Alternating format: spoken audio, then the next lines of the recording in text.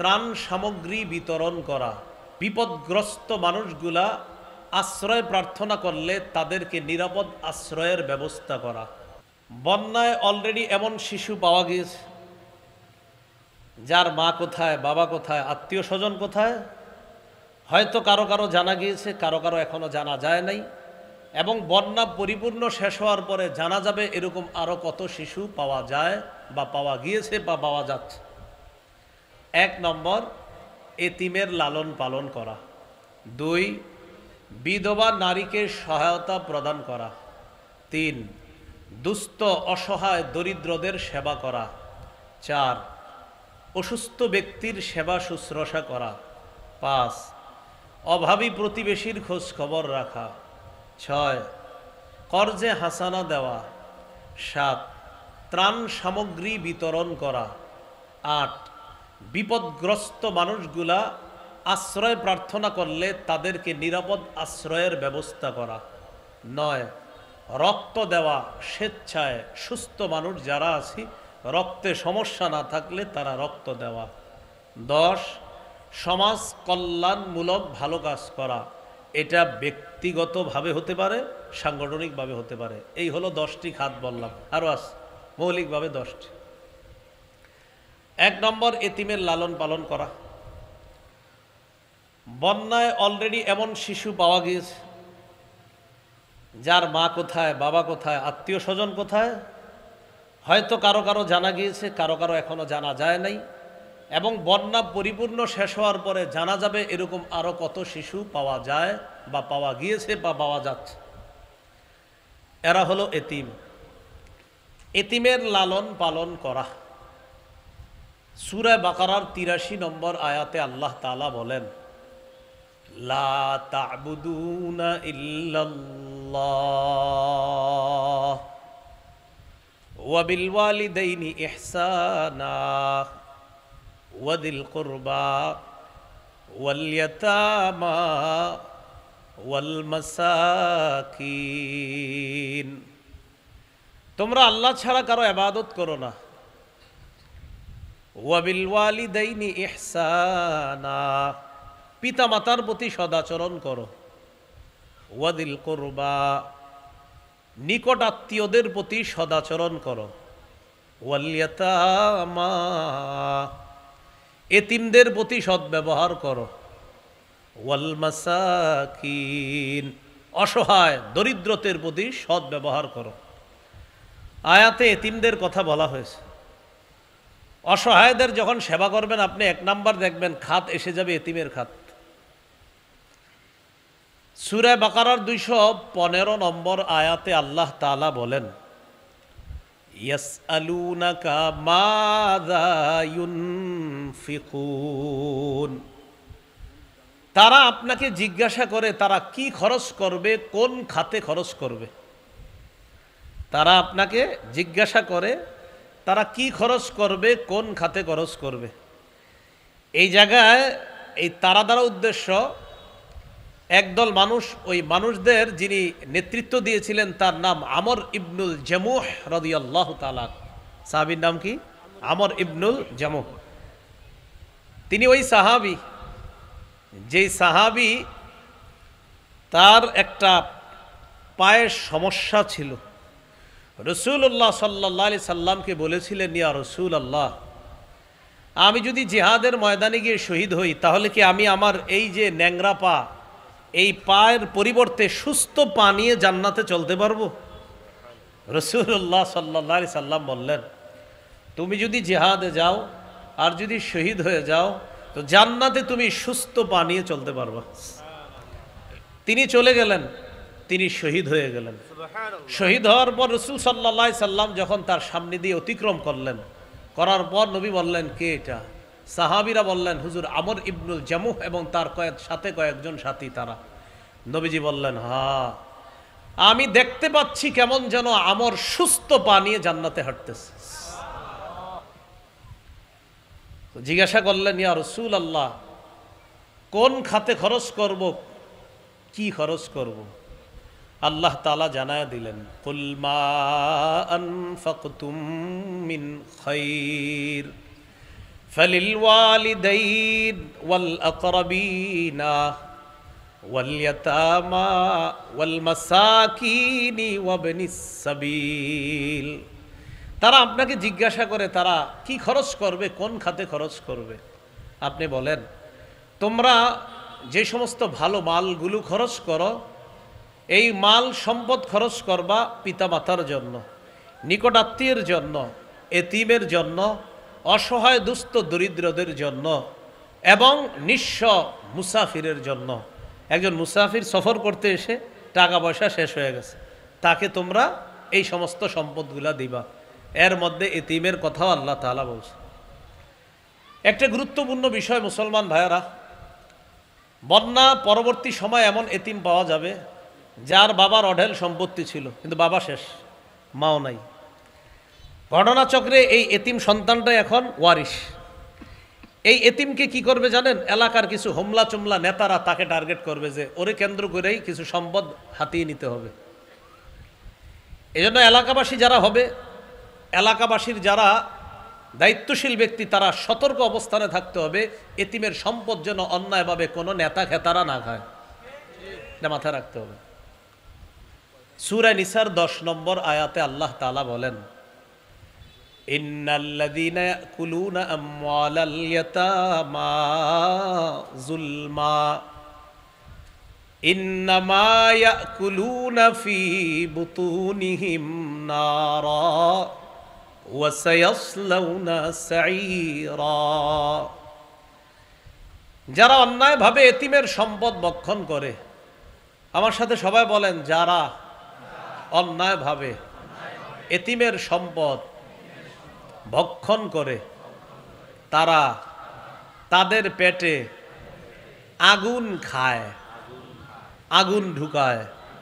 তাহলে আমি এক অংশ, বাকি অংশ আপনারা বলবেন। যারা এতিমের সম্পদ ভক্ষণ করে তারা পেটে কি ঢুকায়? তো আল্লাহ তাআলা বলেন, ইন্নামা ইয়াকুলুনা ফি বুতুনিহিম নারা, তারা পেটে আগুন খায়, ওয়া সায়াসলাউনা সাঈরা, অচিরেই সত্তর তারা প্রজ্বলিত আগুনে, প্রজ্বলিত জাহান্নামে প্রবেশ করবে। এতিমের বক্ষণকারী যারা, এতিমের সম্পদ বক্ষণকারীরা সত্তর জাহান্নামে প্রবেশ করবে। নাউজুবিল্লাহ। সহিহ বুখারীর বর্ণনা 5304 নম্বর হাদিস। এই হাদিসের মধ্যে আছে, قال رسول الله صلى الله عليه وسلم أنا وكافل اليتيم في الجنة هكذا وأشار بالسبابة والوسطى وفرج بينهما। আমার আঙ্গুলের দিকে তাকান সবাই। রাসূলুল্লাহ সাল্লাল্লাহু আলাইহি সাল্লাম তর্জনিয়ার মধ্যমা আঙ্গুল দিয়ে ইশারা করে বলেন, এই তর্জনিয়ার মধ্যমা আঙ্গুল এইভাবে করে মাঝে সামান্য ফাঁকা রেখে বললেন, এই তর্জনিয়ার মধ্যমা যেমন পাশাপাশি, আমি এবং এতিমের অভিভাবক এইভাবে পাশাপাশি জান্নাতে থাকব।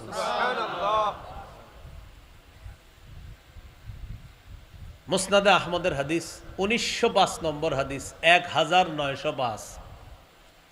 এই হাদিসের মধ্যে আছে, قال رسول الله صلى الله عليه وسلم من ضم يتيما بين أبوين مسلمين حتى يستغني عنه وجبت له الجنة البتة।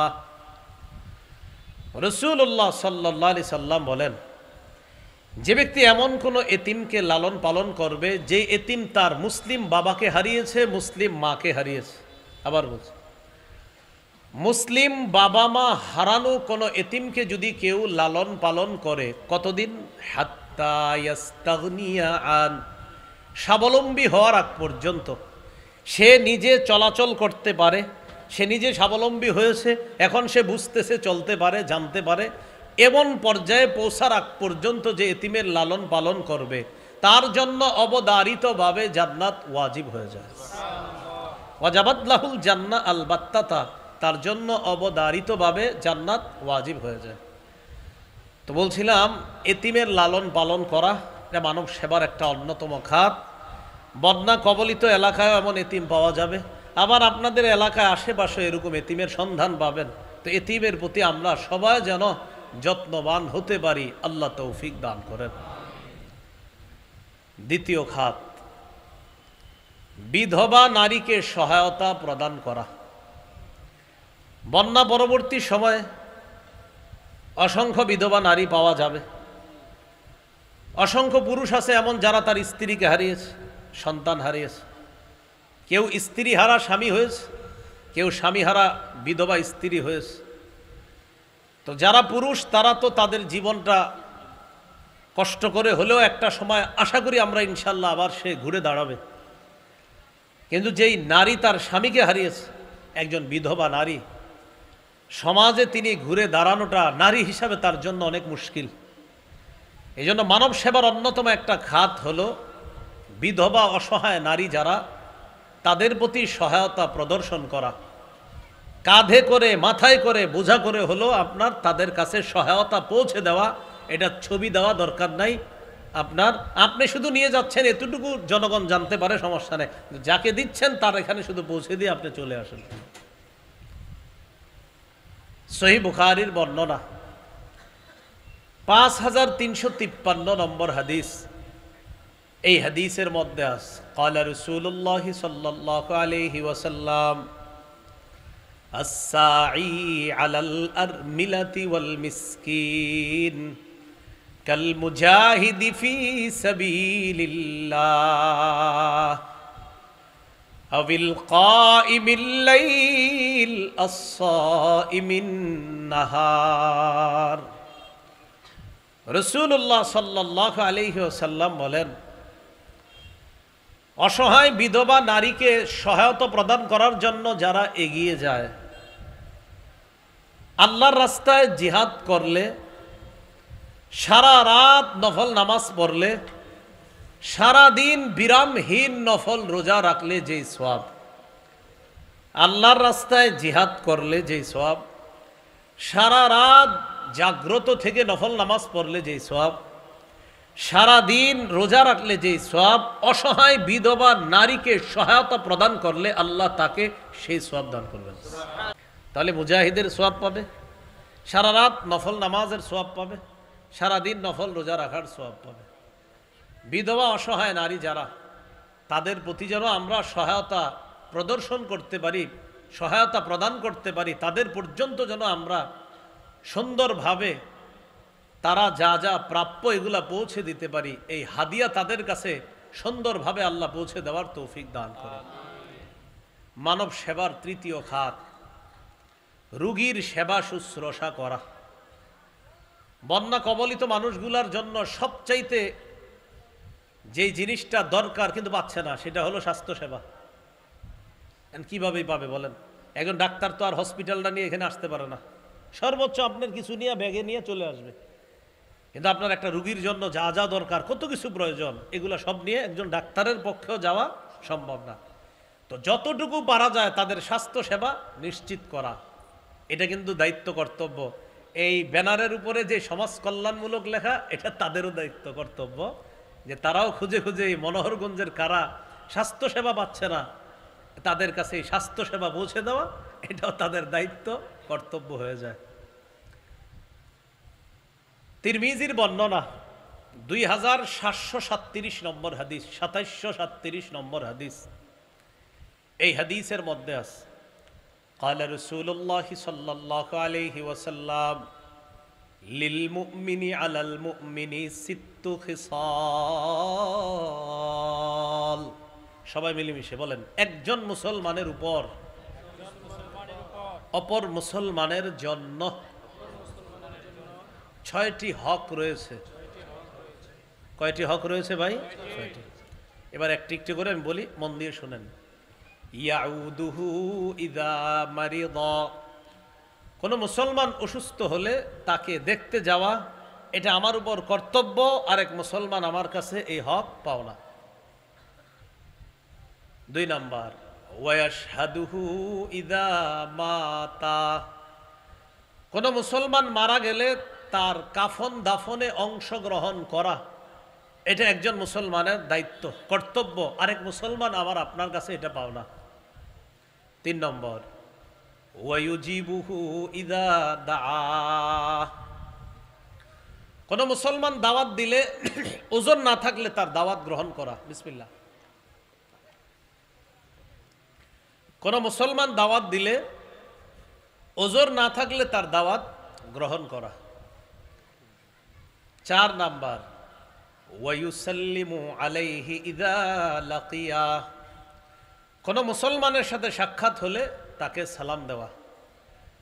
আমাদের সমাজে আবার আমরা মুরব্বী পর্যায়ের বা একটু বয়স্ক পর্যায়ের যারা আছি, সবাই না, সবার একটা অভিযোগ থাকে, তোমার ছেলে সালাম দেয় না, তোমার ছেলে সালাম দেয় না, অথবা হুজুর আপনার মাদ্রাসার এই ছোট্ট পোলাপানগুলা ডেলি আমার সামনে দিয়ে যায়, আমাকে সালাম দেয় না, এরকম একটা অভিযোগ থাকে। এই জাতীয় অভিযোগ আপনাদেরকে কেউ করলে আপনি বলবেন আপনি দিছেননি। যদি কেউ বলে তোমার ছেলেটা আমাকে সালাম দেয় না, আপনি বলবেন আপনি আমার ছেলেকে সালাম দিছেননি একদিনও? না, কেন দেন নাই? আমি ডেলি এইভাবে ভাব ধরে থাকতাম তোমার ছেলে আমার সালাম দিবে, এই জন্য।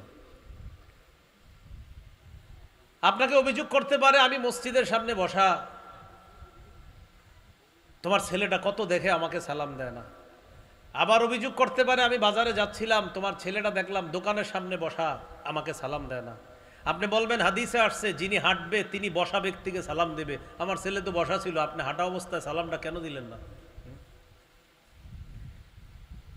মুরব্বী যারা আছেন অথবা একটু বয়স বেশি যাদের, অথবা সিনিয়র যারা, মনে রাখবেন জুনিয়রদেরকে একদিন সালাম দিলে ও আপনাদের 10 দিন সালাম দিবে। ওরা আপনি একদিন সালাম দেন, আসসালামু আলাইকুম রহমতুল্লাহ, ও আপনাকে খুঁজে খুঁজে খালি সালাম দিবে, আসসালামু আলাইকুম কাকা ভালো আছেন। আপনি একদিন সালাম দিছেন, আসলে সালাম দিছেন মানে ওরে শিখিয়ে দিলেন যে একজন মুসলমান আরেকজন মুসলমানের সাথে সাক্ষাৎ হলে সালাম দিতে হয়। তাহলে সালামের অপেক্ষায় থাকবো না সালাম দিব? সবাই সালামের অপেক্ষায় থাকবো না সালাম দিব? বলেন ইনশাআল্লাহ। তাহলে আগে সালাম দিব। আল বাদি বিস সালাম বারিউম মিনাল কিবর, যে প্রথমে সালাম দিবে সে অহংকার থেকে মুক্ত হয়ে যায়। সুবহানাল্লাহ। তো 4 নাম্বার, ওয়ায়ুসাল্লিমু আলাইহি ইযা লাকিয়া। কোন মুসলমানের সাথে সাক্ষাৎ হলে তাকে সালাম দিবে, মুসলমানকে সালাম দিবে। আল্লাহ আমাদের সকলকে এই হকগুলো আদায় করার তৌফিক দান করেন। ওয়ায়ানসাহু লাহু ইযা গাবা আও শাহিদা। কোন মুসলমান যদি অনুপস্থিত থাকে অথবা উপস্থিত থাকে তার কল্যাণ কামনা করা। কোন মুসলমান উপস্থিত থাকে অথবা অনুপস্থিত থাকে তখন তার কল্যাণ কামনা করা। তাহলে আমরা সবাই আরেক মুসলমানের কল্যাণ কামনা করব, তিনি উপস্থিত থাকলেও তার কল্যাণ কামনা করব, অনুপস্থিত থাকলেও তার কল্যাণ কামনা করব। 6 নাম্বার, ওয়ায়ুশাম্মিতুহু ইযা আতাসা। কোন মুসলমান হাঁচি দিলে হাঁচি দেওয়ার পর দেখবেন বলবে আলহামদুলিল্লাহ, আপনি জবাবে বলবেন ইয়ারহামুকাল্লাহ। মনে থাকবে ইনশাআল্লাহ। এই 6টি হক, এর মধ্যে একটা হক হলো ইয়াউদুহু ইযা মারিদা, কোন মুসলমান অসুস্থ হলে তাকে দেখতে যাওয়া। সহিহ বুখারীর বর্ণনা 5373 নম্বর হাদিস। এই হাদিসের মধ্যে আছে قال رسول الله صلى الله عليه وسلم أطعموا الجائع। রাসূলুল্লাহ সাল্লাল্লাহু আলাইহি ওয়াসাল্লাম বলেন তোমরা ক্ষুধার্তকে খাওয়াও। ওয়াউদুল মারিদা, অসুস্থ ব্যক্তিকে সেবা শুশ্রূষা করো, দেখতে যাও। ওয়াফুকুল আনিয়া, নিরপরাধ বন্দীদেরকে ছুটানোর ব্যবস্থা করো। নিরপরাধ কয়েদিদেরকে ছুটানোর ব্যবস্থা করো। এমনও কয়েদি পাবেন আপনি 15-16 বছর জেলখানায়, সে নিজেও জানে না সে কেন জেলে। আপনি জিজ্ঞাসা করবেন, সে নিজেও জানে না। তো নিরপরাধ যারা তাদেরকে ছুটানোর ব্যবস্থা করা। প্রিয় এলাকাবাসী, আপনাদের প্রতি আমার একটা আবদার থাকবে, বাস্তবিক অর্থে যারা নিরপরাধ তিনি যেই দলেরই হোক তাকে এলাকাবাসী মিলেমিশে সেভ করার চেষ্টা করবেন, বাস্তবিকই যদি উনি নিরপরাধ হয়। আর বাস্তবিক অপরাধী যারা, তারা যেন তাদের অপরাধের শাস্তি হওয়ার পর তারা পবিত্র হতে পারে, এটার জন্য চেষ্টা করা। মূল কথা, অপরাধী যেন তার অপরাধের শাস্তি পাওয়ার পর পবিত্র হয়, আর নিরপরাধ কোনো মানুষ যেন অযথা হয়রানির শিকার না হয়। তাহলে নিরপরাধরা অযথা হয়রানির শিকার যেন না হয়, এই বিষয়গুলো খেয়াল রাখা। তো রাসূলুল্লাহ সাল্লাল্লাহু আলাইহি সাল্লাম 3টি হুকুম করলেন। 1 নাম্বার, ক্ষুধার্ত যারা তাদেরকে খাওয়াও। 2 নাম্বার, অসুস্থ ব্যক্তি তাদের সেবা শুশ্রূষা করো। 3 নাম্বার, নিরপরাধ যারা তাদেরকে ছুটানোর ব্যবস্থা করো। সহিহ মুসলিমের একটি হাদিস শোনায় আপনাদেরকে, 2568 নম্বর হাদিস, 2568 নম্বর হাদিস। এই হাদিসের মধ্যে আছে, قال رسول الله صلى الله عليه وسلم من عاد مريضا لم يزل في خرفة الجنة حتى يرجع। নবীজি বলেন, কোন মানুষ যখন কোন অসুস্থ ব্যক্তির সেবা শুশ্রূষা করতে যায়, তাকে দেখতে যায়, অসুস্থ ব্যক্তির ওই স্থান থেকে ফিরে আসার আগ পর্যন্ত, যেই ব্যক্তি অসুস্থ ব্যক্তিকে দেখতে যায়, রোগীর কাছ থেকে ফিরে আসার আগ পর্যন্ত সে জান্নাতের ফলের বাগানে ঘুরে বেড়ায়। ফি খুরফাতিল জান্নাত, সে জান্নাতের ফলের বাগানে থাকে। সাহাবীগণ প্রশ্ন করলেন, ওয়ামা খুরফাতুল জান্নাতি ইয়া রাসূলুল্লাহ, হুজুর জান্নাতের খুরফা আবার কি জিনিস? নবী বললেন, জান্নাতের খুরফা হলো জান্নাতের ফল, ফলাদি। কোন ব্যক্তি যখন রোগীর সেবা শুশ্রূষা করে, তাকে দেখতে যায়, রোগীর কাছ থেকে ফিরে আসার আগ পর্যন্ত সে আল্লাহর জান্নাতের ফলের বাগানের মধ্যে থাকে। তাহলে রোগীর সেবা শুশ্রূষা করা এটা অনেক বড় ফজিলতের কাজ। আমরা এই ফজিলতের কাজ যেন সবাই করতে পারি, আল্লাহ তৌফিক দান করেন।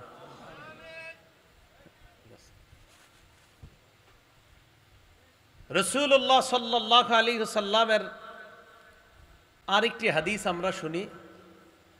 নবীজি সাল্লাল্লাহু আলাইহি ওয়াসাল্লাম বলেন, কিয়ামতের ময়দানে আল্লাহ তাআলা বলবেন, কোথায় ভাই? কিয়ামতের ময়দানে আল্লাহ তাআলা ঘোষণা করবেন, ইয়াবনা আদম, হে আদম সন্তান,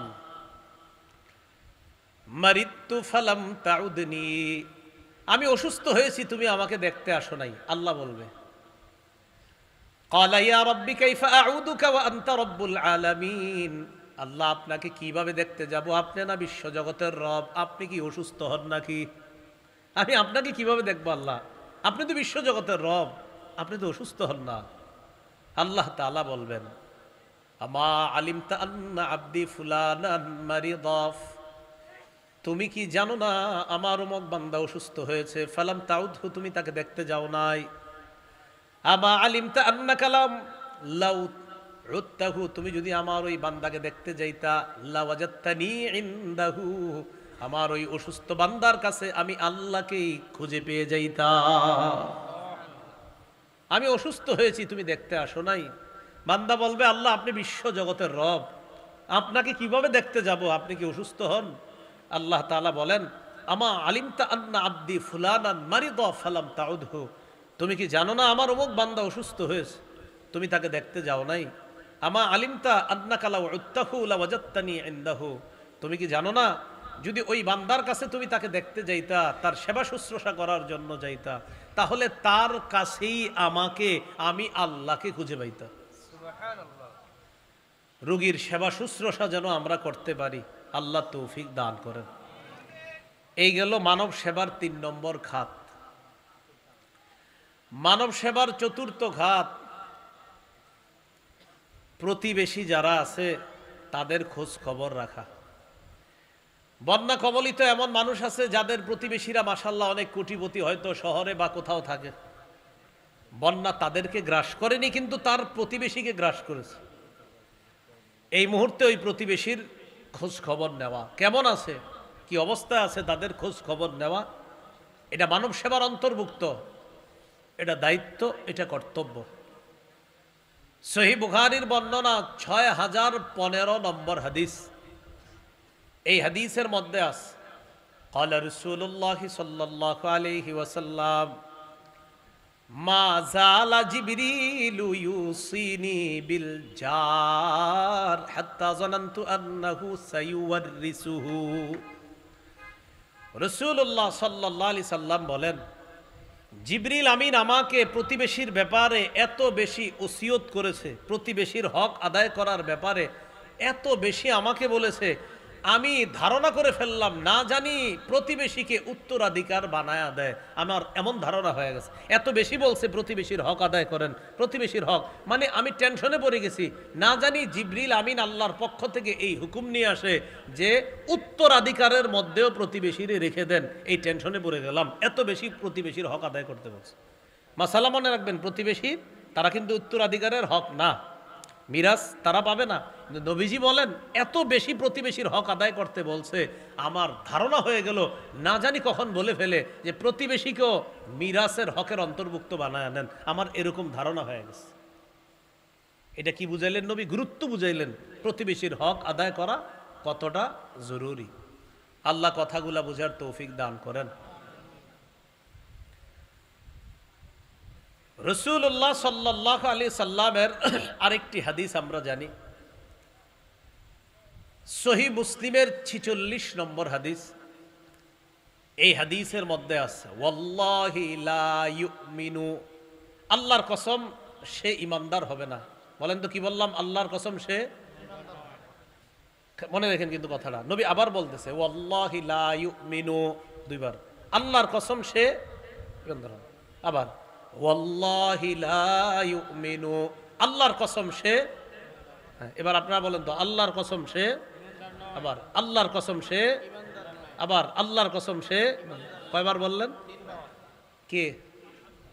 আপনারা বলেন কে? সাহাবীরা প্রশ্ন করলেন, কিলা মান ইয়া রাসূলুল্লাহ, হুজুর কে? এই যে বললেন না সে, সাহাবীরা বললেন হুজুর কে?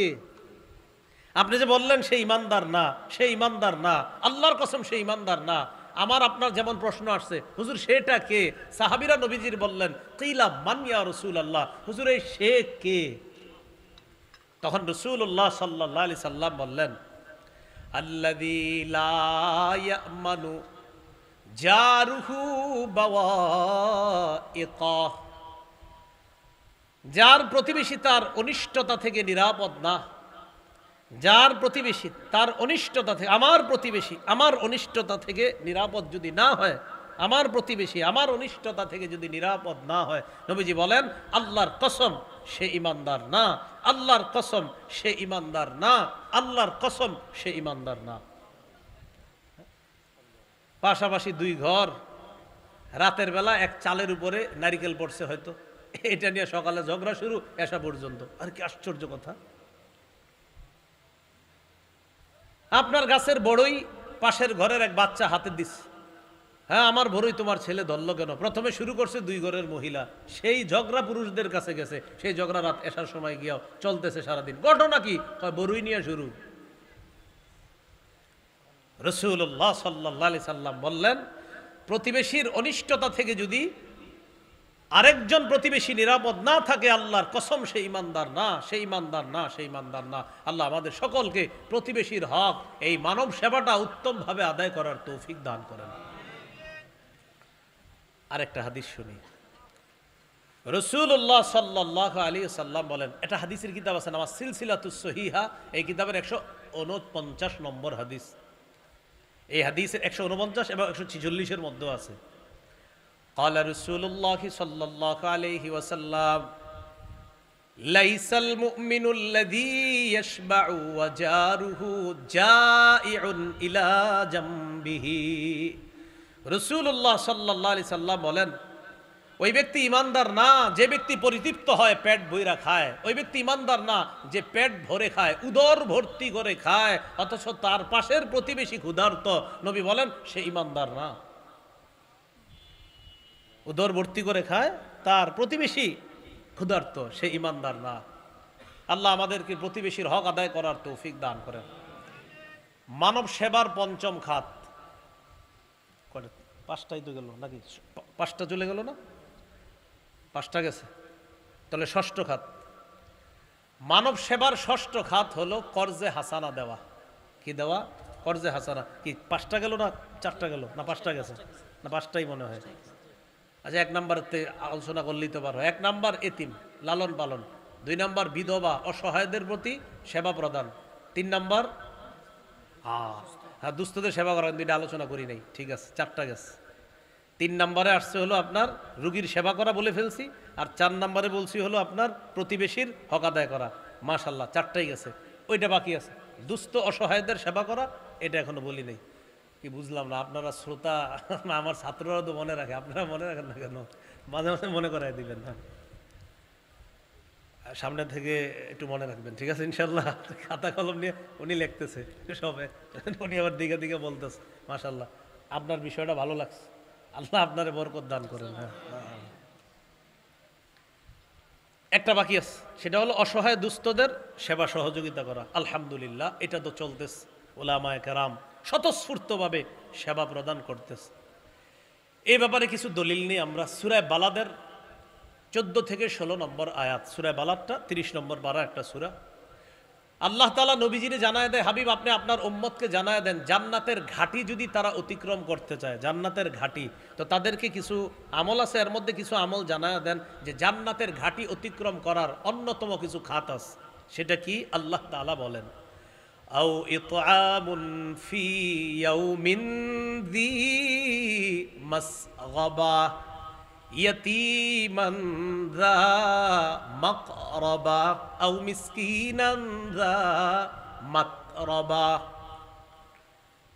ক্ষুধার দিনে ইতআম খাওয়ানো, ক্ষুধার দিনে খাওয়ানো।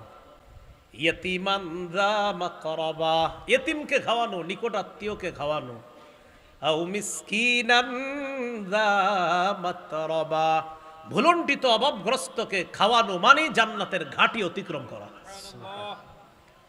ক্ষুধার দিনে খাওয়ানো, বলেন এখন ক্ষুধার দিন চলতেছে, আহারে তাদের ক্ষুধার্ত অবস্থা চলতেছে, এই ক্ষুধার দিনে খাওয়ানো, এতিমকে খাওয়ানো, অসহায়কে খাওয়ানো, ভুলুণ্ঠিত অভাবগ্রস্তকে খাওয়ানো মানে হলো জান্নাতের ঘাটি অতিক্রম করা। সূরা মুদ্দাসসিরের 42 থেকে 44 নম্বর আয়াতে আল্লাহ তাআলা বলেন, জান্নাতীরা জাহান্নামীদেরকে বলবে, মা সালাকাকুম ফি সাকার, আচ্ছা তোমাদেরকে কোন জিনিস সাকর নামক জাহান্নামে প্রবেশ করালো? তারা জবাব দিবে, ক্বালু লাম নাকু মিনাল মুসাল্লিন, আমরা নামাজ পড়তাম না, এই জন্য আজকে এই জাহান্নামে আছি। নাউজুবিল্লাহ। ওয়ালাম নাকু নুতঈমুল মিসকিন, আমরা অসহায়দেরকে খাওয়াইতাম না, দুস্থ নিঃস্ব যারা তাদের খাবারের ব্যবস্থা করতাম না, তাই আজকে আমাদের এখানে অবস্থান। প্রিয় ভাইয়েরা, দুস্থ অসহায় যারা, তাদের যতদিন পর্যন্ত এরকম অবস্থা চলতে থাকবে ইনশাল্লাহ ততদিন আমরা সহযোগিতার হাত অব্যাহত রাখবো ইনশাআল্লাহ। তাহলে জান্নাতের ঘাটি অতিক্রম করা আর জাহান্নাম থেকে মুক্তি পাওয়ার একটা অন্যতম কারণ হলো আপনার অসহায়দেরকে খাওয়ানো। আবার জাহান্নামে যাওয়ার কারণ অসহায়দেরকে না খাওয়ানো, তাদের প্রতি খেয়াল না রাখা। আল্লাহ হেফাজত করেন। সহিহ বুখারীর 12 নম্বর হাদিস, এই হাদিসের মধ্যে আছে, এক ব্যক্তি রাসূলুল্লাহ সাল্লাল্লাহু আলাইহি সাল্লামকে প্রশ্ন করলেন, আইয়ুল ইসলামি খায়রুন ইয়া রাসূলুল্লাহ, ওগো আল্লাহর নবী আমি আপনার কাছে জানতে চাই ইসলামের কোন শিষ্টাচারটা সবচাইতে উত্তম, ইসলামের কোন রীতিনীতিটা সবচাইতে উত্তম? ফাকালা রাসূলুল্লাহ সাল্লাল্লাহু আলাইহি ওয়াসাল্লাম তুতঈমুত তাআম, অসহায় যারা ক্ষুধার্ত তাদেরকে খাবার খাওয়ানো, এটা ইসলামের শ্রেষ্ঠ রীতিনীতির অন্তর্ভুক্ত। অসহায়দেরকে খাওয়ানো এটা ইসলামের শ্রেষ্ঠ একটা রীতিনীতির অন্তর্ভুক্ত। অসহায় দুস্থ যারা, তাদের পাশে যেন আমরা সবাই মিলেমিশে দাঁড়াতে পারি, আল্লাহ তৌফিক দান করেন। 6 নম্বর, কর্জে হাসানা। অনেক মানুষ, অনেক ব্যবসায়ীরা কোটি কোটি টাকা লস খাইছে। আজকে জানলাম, আজকে জানলাম ফেনীর একজন 8 কোটি টাকার একটা ব্যবসা, আপনার মাছের ব্যবসা, 8 কোটি টাকার, বাস শেষ, মানে লস, পুরাটাই লস। কিছুদিন আগেও যদি উনি মাছগুলো বেচতে পারতো, ওনার ভাষ্য অনুযায়ী আরেকজন বললেন তাও 5 কোটি টাকা বেচতে পারত। তো যাই হোক এখন সব শেষ। তো এই জাতীয় আমরা একজনের ব্যাপারে শুনলাম, আরও কত মানুষ আছে এমন। এখন হলো ধনী প্রতিবেশী যারা, তারা চাইলে তাদেরকে একটা হলো সহায়তা প্রদান করা, আরেকটা হলো তাদেরকে কর্জে হাসানা দেওয়া, উত্তম ঋণ দেওয়া, যে তুমি ইনশাল্লাহ যতদিন পর্যন্ত ঘুরে দাঁড়াতে না পারো চেষ্টা করো, কিছু টাকা পয়সা খরচ দিলাম, তুমি ইনশাল্লাহ আবার ঘুরে দাঁড়াতে পারলে আমার এই টাকাগুলা পরিশোধ করে দিবা। এটা কর্জে হাসানা। হ্যাঁ, সুদ মুক্তভাবে, সুদ ছাড়া, মাশাআল্লাহ, হ্যাঁ, সুদ ছাড়া ঋণ দিতে হবে, হ্যাঁ, এরকম বলা। ইবনে মাজার বর্ণনা 2430 নম্বর হাদিস, 2430, এই হাদিসের মধ্যে আছে ক্বালা রাসূলুল্লাহ সাল্লাল্লাহু আলাইহি ওয়াসাল্লাম মা মিন মুসলিমিন ইউকরিজু মুসলিমান কারজান মাররাতাইন ইল্লা কানা কাসাদাকাতিহা মাররাতান। কোন মুসলমান যদি আরেক মুসলমানকে দুইবার কর্জে হাসানা দেয়, কোন মুসলিম যদি অপর মুসলমানকে দুইবার কর্জে হাসানা দেয়, কর্জে হাসানা মানে করজ দেওয়ার পর আবার সেটা ফেরত পাবে, নবী বলেন যে টাকা দেওয়ার পর আবার ফেরত পায়, এমন দুইবার যদি কর্জে হাসানা দেয়, একবার এই টাকাগুলা সৎকা করার সওয়াবও আল্লাহ তাকে দিয়ে দিবেন। আপনি কিন্তু সৎকা করেন নাই, সৎকা মানে কি যেটা করছেন আর পাবেন না, কিন্তু করজ মানে যেটা দিছেন পেয়ে যাবেন। কিন্তু এই কর্জ দুইবার দিছেন আপনি, আপনি এই দুইবার কর্জ দেওয়ার কারণে যতটুকু টাকা কর্জ দিলেন আবার পাবেন। নবীজি বলেন মাঝখান দিয়ে তুমি একটা সৎকারও সওয়াব পেয়ে যাবে। তবরানির একটা বর্ণনা আসছে কুল্লু কর্জিন সাদাকাতুন, প্রত্যেকটা কর্জে হাসানার মধ্যে সৎকা করার সওয়াব আছে। সুবহানাল্লাহ। তো এই জন্য বিত্তশালী যারা আছে, এক তো সহায়তা প্রদান করছে আলহামদুলিল্লাহ, আরেকটা হলো বড় বড় ব্যবসায়ী যারা, পাশাপাশি দুইজন ব্যবসায়ী, একজন লস খেয়ে গেছে তো আরেকজন তাকে এরকম কর্জে হাসানা দিতে পারে, এই ব্যাপারে ইসলাম উৎসাহিত করেছে। আল্লাহ কথাগুলা গুরুত্ব সহকারে নেওয়ার তৌফিক দান করেন। 7 নম্বর খাত, ত্রাণ বিতরণ করা, এটা চলতেছে। ত্রাণ শব্দটা আপনারা যখন বিতরণ করবেন তখন আপনারা বলবেন আমরা তাদের কাছে হাদিয়া পৌঁছে দিলাম, আর যাদেরকে দিচ্ছি তাদের ছবি তোলা অতটা দরকার নাই। দেখেন অনেক সময় এমনও মানুষ থাকে ওখানে যিনি আসলে কিছুদিন আগে কোটিপতি ছিল, লাখপতি ছিল, এই বেচারাও আপনার কাছ থেকে আজকে পরিস্থিতির শিকার এই জিনিসগুলো গ্রহণ করতেছে, তো উনি না লজ্জা পায় যখন ওনার ছবিটা আপনি তোলেন, এজন্য ওনার ছবিটা তোলার প্রয়োজন নাই। ওলামা হজরতরা আছেন, কি বলেন এই ব্যাপারে, একমত কিনা? মানে ওনার ছবিটা দেখেন তোলা দরকার নাই। উনি এমন একজন মানুষ যে উনি আসলে ছিল একজন আত্মমর্যাদাবাদ সম্পন্ন ব্যক্তি ছিলেন, কখনো হাত পাতার মতো মানুষ ছিলেন না তিনি। তো যাই হোক এই পরিস্থিতি হয়ে গিয়েছে, এই জন্য আমরা ওখানে গিয়ে ঠিক আছে যে অমুক এলাকায় আছি আমরা ত্রাণ দিতেছি, এতটুকু ঠিক আছে। কিন্তু এমন এমন কিছু মানুষ আছে যাদের ছবিটা যখন আপনি তোলেন এরা লজ্জায় দেখা যায় অন্যদিকে তাকিয়ে থাকে, নিচের দিকে। তো এই কাজগুলা থেকে একটু সতর্কতা অবলম্বন করা। আল্লাহ আমাদেরকে কথাগুলা আকল দিয়ে বুঝার তৌফিক দান করেন। তো ত্রাণ সহায়তা প্রদান করা এটাও কর্তব্য, এটা উচিত। আলহামদুলিল্লাহ এই ব্যাপারে ওলামায়ে কেরাম সহ সবাই এগিয়ে আসতেছে, যথেষ্ট সহযোগিতা তাদের পর্যন্ত পৌঁছে দিচ্ছে। আল্লাহ যেন আরও বেশি বেশি তাদের এই খেদমত করতে পারে, ওলামায়ে কেরাম সহ সবাই যেন খেদমতগুলো করতে পারে, আল্লাহ তৌফিক দান করেন।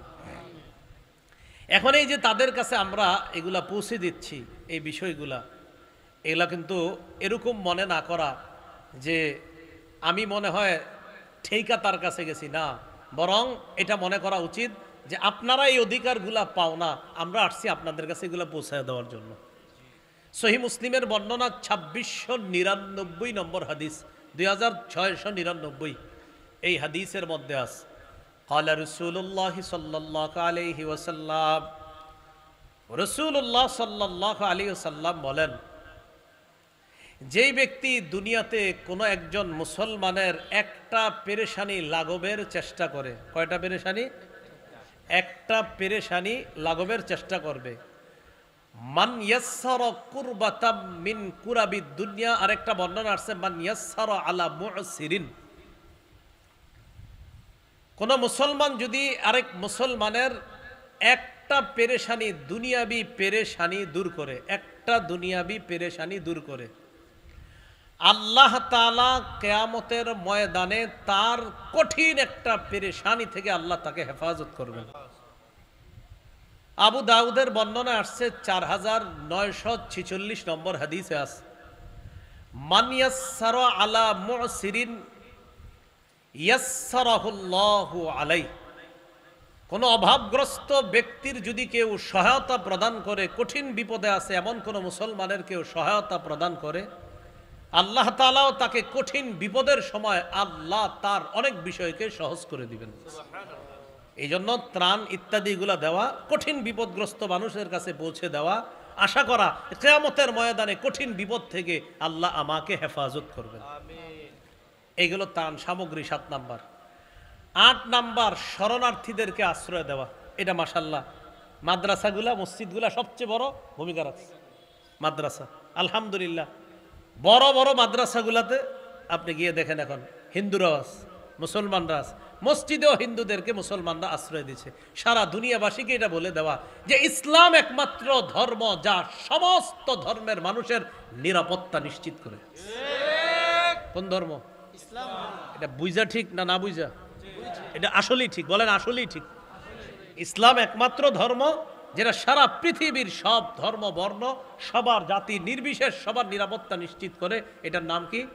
এজন্য কোন দেশের রাষ্ট্র ধর্ম যদি ইসলাম হয়ে যায় এর মানে সকল ধর্মের মানুষগুলা নিরাপত্তার চাদরে চলে আসবেই ইনশাআল্লাহ। কথাটা মনে মন দিয়ে শোনেন নাই, কি বললাম? কোন দেশের কি ধর্ম? তা আমাদের দেশের রাষ্ট্রীয় ধর্ম তো ইসলামী। এটা না, যেটা আছে এখন এরকম না।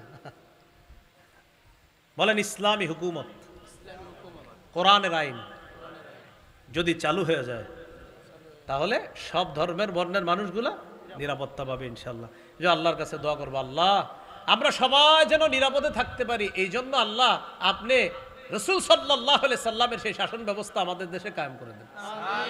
পুরাটা বাংলা একসাথে মিলে কইবেন, আল্লাহ আমরা সবাই যেন শান্তিতে থাকতে পারি। এটা হিন্দুদেরকে বুঝাবেন, অন্য ধর্মের মানুষদেরকে বুঝাবেন যে রাসূলুল্লাহ সাল্লাল্লাহু আলাইহি সাল্লামের আদর্শ যখন দেশে বাস্তবায়ন হয়ে যাবে তোমরাও নিরাপদ থাকবা, আমরাও নিরাপদ থাকব। আবু দাউদের বর্ণনা 4941 নম্বর হাদিস। এই হাদিসের মধ্যে আছে, বলছিলাম শরণার্থী যারা তাদেরকে নিরাপত্তা দেওয়া নিশ্চিত করা, তাদের প্রতি দয়া প্রদর্শন করা। ক্বালা রাসূলুল্লাহ সাল্লাল্লাহু আলাইহি ওয়াসাল্লাম ইরহামু মান ফিল আরদ ইয়ারহামকুম মান ফিস সামা। দুনিয়াবাসীর প্রতি তোমরা দয়া করো, আসমান ওয়ালা তোমাদের প্রতি দয়া করবে। সহিহ বুখারীর বর্ণনা 7273 নম্বর হাদিস, 7273 7273 এই হাদিসের মধ্যে আছে। ক্বালা রাসূলুল্লাহ সাল্লাল্লাহু আলাইহি ওয়াসাল্লাম লা ইয়ারহামুল্লাহ মান লা ইয়ারহামুন নাস। যারা মানুষের প্রতি দয়া করে না তাদেরকে আল্লাহ দয়া করে না, যারা মানুষের প্রতি দয়া করে না তাদেরকে আল্লাহ দয়া করে না। তাই এই মুহূর্তে যারা বিপদগ্রস্ত তাদেরকে আশ্রয় দেওয়া আমার আপনার আমাদের সকলের দায়িত্ব, কর্তব্য। আল্লাহ এই কর্তব্যগুলো পালন করার তৌফিক দান করেন। 9 নম্বর খাত, 9 নম্বর রক্তদান করা। রক্তের প্রয়োজনে হতে পারে, উলামায়ে কেরাম মুফতিয়ানে কেরামের ফতোয়া হলো প্রয়োজনে রক্ত দেওয়া জায়েজ আছে, যদিও অন্য অঙ্গ প্রত্যঙ্গ দেওয়া এটার ব্যাপারে আবার কঠিন মাসালা। অন্য অঙ্গ প্রত্যঙ্গ চাইলে দিতে পারবেন না, রক্তের ক্ষেত্রে উলামায়ে কেরাম বলছেন এটা দেওয়া যেতে পারে প্রয়োজনে। তো রক্ত দেওয়া এটা জায়েজ আছে, কারণ একটা মানুষের জীবন যদি আপনার কারণে বেঁচে যায় সারা দুনিয়ার মানুষকে বাঁচানোর সওয়াব পাবেন। সুবহানাল্লাহ। সূরা মাইদার 32 নম্বর আয়াতে আল্লাহ তাআলা বলেন মান আহইয়াহা ফাকান্নামা আহইয়ান নাসা জামিআ। কেউ যদি একটা মানুষের জীবন বাঁচায় সে কেমন যেন সারা পৃথিবীর মানুষের জীবন বাঁচায়। এইগুলো 9 নম্বর খাত। 10 নম্বর সমাজ কল্যাণমূলক সেবা দান করা। এটা ওই যে বললাম কোরআন সুন্নাহ এই যে সমাজ কল্যাণমূলক এরা মাথায় আছে, তো এদেরকে সেবা দান করা। এই সমাজ কল্যাণমূলক কাজটা আবার বলছি ব্যক্তিগতভাবে হতে পারে, সাংগঠনিকভাবে হতে পারে, তবে এই পজিশনে সাংগঠনিকভাবে করাটাই উত্তম। বর্তমান যে পরিস্থিতি এই পরিস্থিতিতে সমাজ কল্যাণমূলক কাজগুলা কিভাবে করা উত্তম ভাই? সাংগঠনিকভাবে। সাংগঠনিকভাবে করলে এটা একটা জোর থাকে, এটার একটা বল থাকে, এজন্য সাংগঠনিকভাবে আমরা এই কাজগুলা করব বলি ইনশাআল্লাহ। তাহলে এই আর্ত মানবতার সেবায় আমরা সবাই এগিয়ে যাব তো ইনশাআল্লাহ। বানভাসী যারা আছে তাদের পাশে আমরা দাঁড়াবো, সকলে বলি ইনশাআল্লাহ। আমরা কেউ উঠাউঠি করব না, মাত্র আলোচনা